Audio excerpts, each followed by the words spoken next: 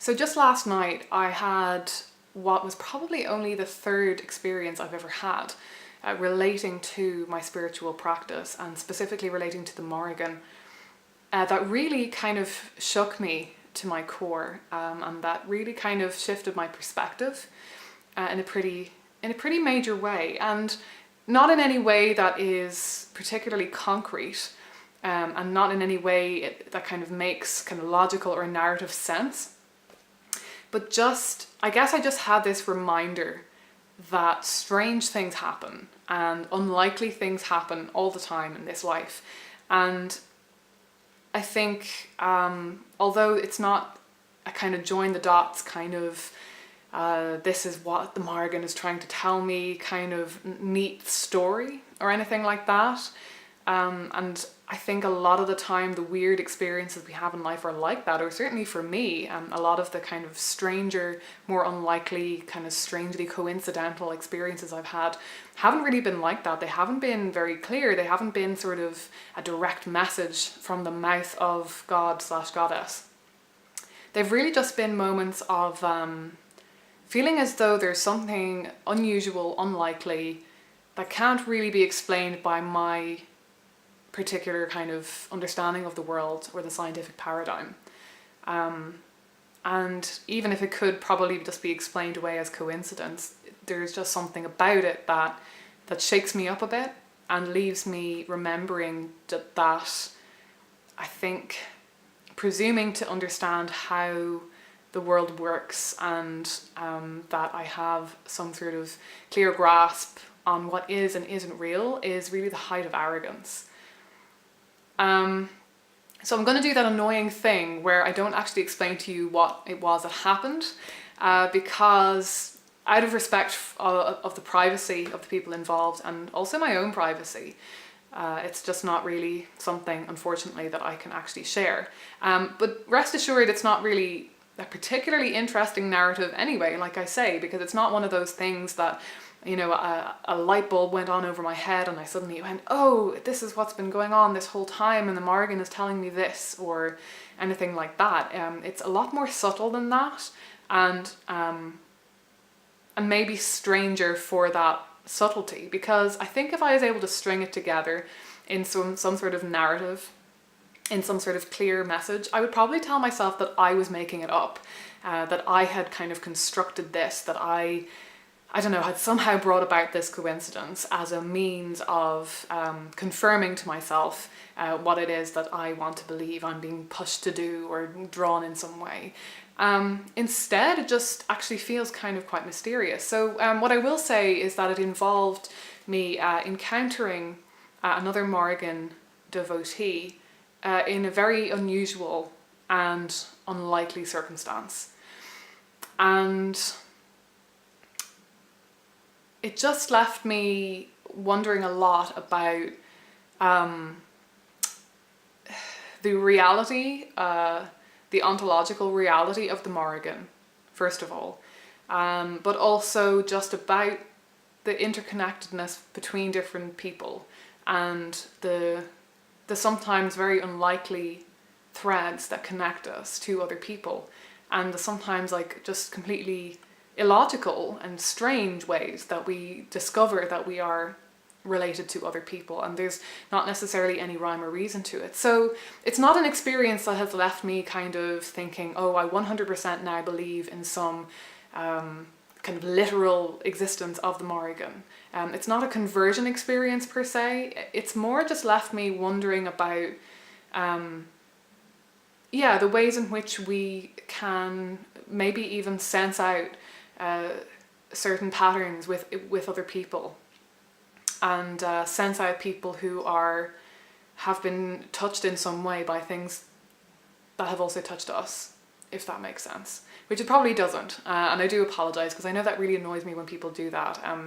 It is quite a common problem when we're sharing very personal things online. I think that sometimes we have to erect certain boundaries around the stories that we tell, and it is kind of frustrating when that happens. It often feels like a bit of a tease when someone says, oh, something crazy happened to me, but I can't tell you what.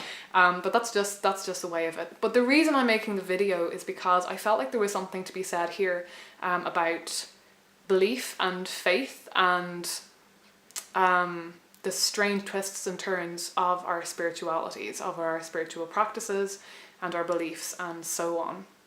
And how sometimes there isn't really a rhyme or reason to the slumps we have, and then the strange moments of serendipity or coincidence or you know, whatever it is, however it is you want to understand these things, that just kind of bring us crashing back into a previous worldview that we had maybe kind of lost along the way or shaken off. So I'm going to make this video part of the Faithfood series, which is kind of a series that I kind of threatened to make and then never really did. Because it's one of those kind of video series that I can only really make videos in that if I'm really feeling drawn to, and if it really comes together, it's not something that I can kind of sit down and plan necessarily. It has to kind of be organic. But yeah, I guess I've felt just generally, sorry about the changing light, by the way. I might be completely washed out for parts of this video because the sun keeps coming in and out. I feel quite reinvigorated by this experience in a way that I wasn't expecting. I wasn't sure how it was going to land on me. It's changed some of the ways that I understand some of the way that I'm drawn to certain people in my life and my relationship with them.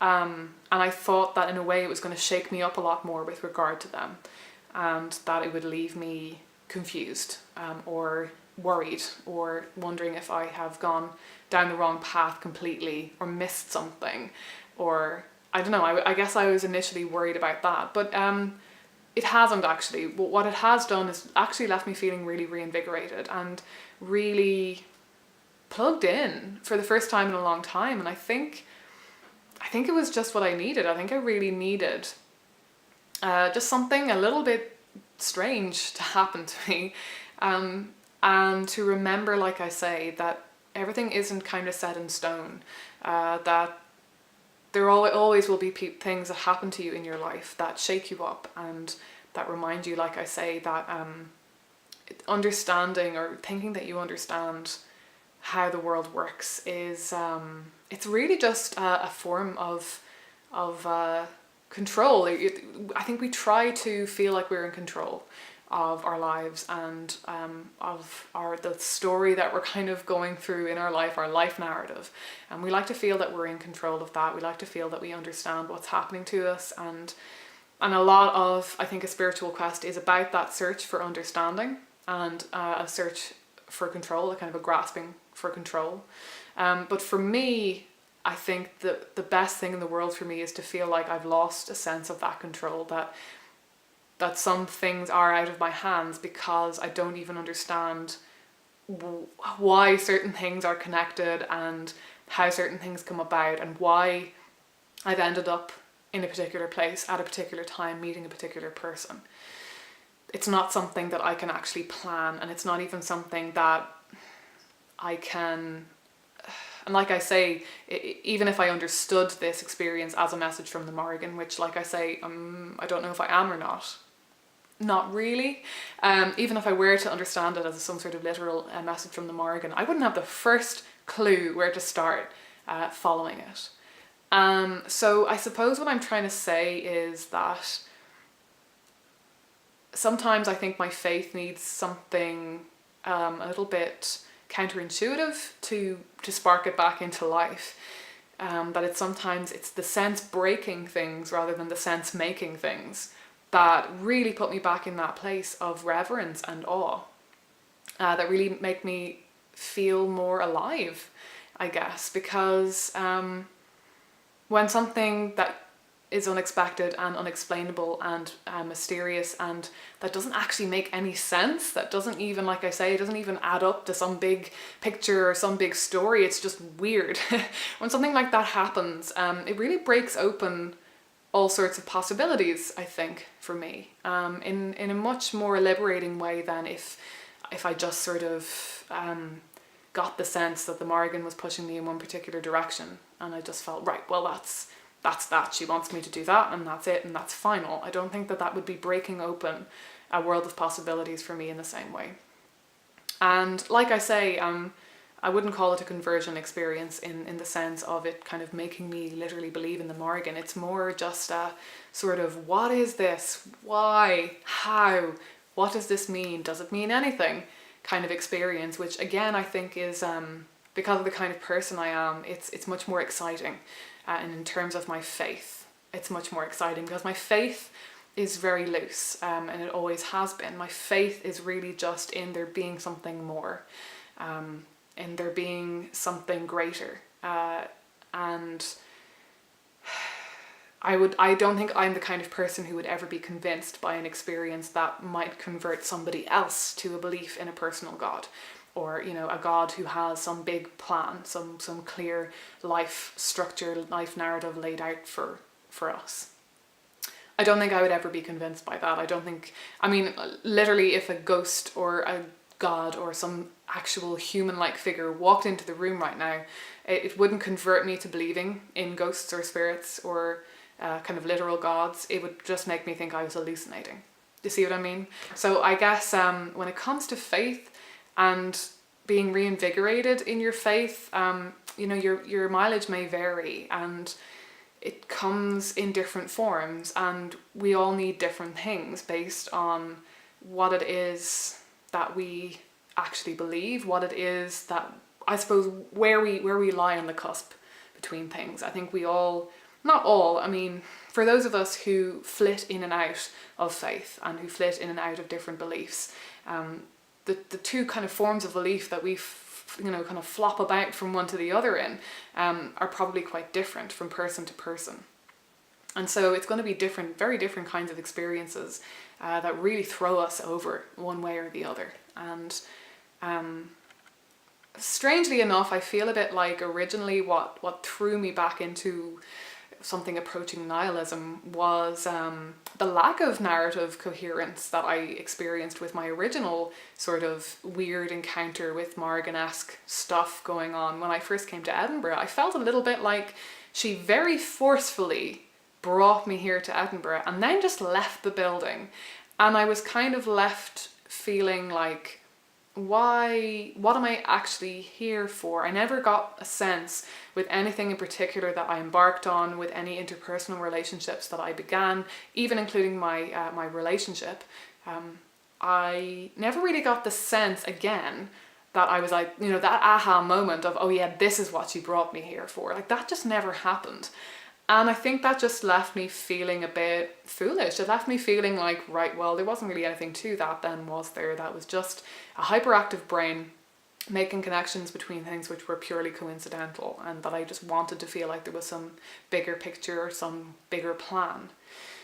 And if anything now, I feel like I feel a little bit like I've just been given another injection of that feeling that I had back then of like, no, there is a bigger picture. There is some sort of weird connectivity going on here, some weird coincidences going on here, and it does connect with me coming to Edinburgh at a particular time and meeting particular people. But maybe there isn't actually any particular objective, like maybe there isn't any actual particular goal, and that's more in line with what I might understand of the gods than anything that would be a lot more narrative driven, you know, because either the gods for me, they are either purely in the mind or the hive mind, or they're something a lot more kind of mysterious and transcendental and non-human like, and not like something that would kind of put together a nice kind of narrative structure for your life and place you on that path and say go. That wouldn't kind of align with what I understand of divinity. So yeah, I think that's all I have to say about this. I know this is probably a frustrating video more than anything, and it probably didn't make a whole lot of sense, but I really just wanted to share the emotions that I'm feeling right now and the aftermath, the immediate aftermath of that experience. And I'll be interested to see if it continues, if it has any implications. I mean, I sat down at the Morrigan altar for the first time in months last night after that experience, and you know, I didn't have any overwhelming kind of ecstatic mystical experiences at the altar, but it does feel like the beginning of something, or the reinvigoration of something. And I'm kind of gotten to the point now where I'm not really questioning that anymore. I'm not really wondering now, like, why now? Why not before? Why did she leave the building? Why is she back again? I'm just kind of rolling with it, really. And yeah, I think I'm just submitting to that a little bit more, and accepting that even if there seems to be some sort of I don't know, strange kind of connection between me and these other people, there isn't anything that necessarily needs to be done about that. It doesn't have to be a specific outcome. I don't have to have an answer to that strange problem, if that makes sense. It probably doesn't. So yeah, I'm sorry that this is not exactly the clearest video, but once I have more coherent thoughts on this, if I have more coherent thoughts on this, I will make another video. Maybe again about faith, or maybe just about other stuff, maybe just about my practice moving forward, and what this is going to mean. Yeah, but I kind of also wanted to frame it in a way that might help others, and I don't know if that's going to have been the case or not, but yeah, these are my rambling thoughts, kind of post strange spiritual experience. So yeah, share your thoughts, guys, share your experiences. If you want to, if you haven't seen my video about my last kind of weird Morrigan-esque experience, I do have a video kind of sharing that experience, which I will endeavour to remember to link to this video in some way, but you may have already seen that. You can just have a search for the Morrigan in my channel as well, if you want to kind of find that. But yeah, that one was a little bit, I actually tell the story. I don't just kind of sit here and pontificate mysteriously about something that I'm not actually explaining what I'm talking about. Yeah, okay, that's enough. That was much more rambly and longer than I was expecting. So thanks for watching, guys, and chat to me about this down below, because I don't know, I'm feeling kind of strange. I'm feeling pretty strange about the whole thing, and I still am not sure how it's like landing on me.